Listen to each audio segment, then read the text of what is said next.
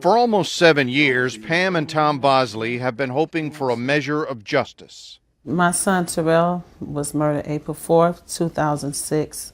But no one has paid a price except Terrell's family. The first year when this happened to Terrell, it was real hard for me, and I tried to take my life twice. A suspect was arrested and tried, but then acquitted. The evidence was sparse, the witnesses willing to testify few, even though Terrell was shot in a church parking lot on a busy street.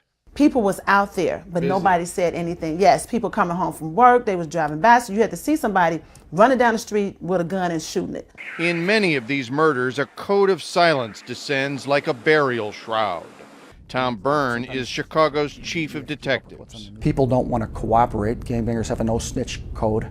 People that live in the community, the good people, they may be fearful. 87% of the murders in Chicago involve shootings, and they can be especially hard to solve. All we may have would be a casing and unfortunately a blood swab from the victim, and that's it. 20 years ago, Chicago's homicide rate was much higher, but the arrest rate was as well. 60% in 1992. Last year, it was just over 25%. Police Union Vice President Daniel Gorman blames years of budget cutbacks. Statistics show that we don't have enough cops. Next week, the city will add 70 new detectives to the force, the first addition since 2007. But Gorman says Chicago needs at least 200.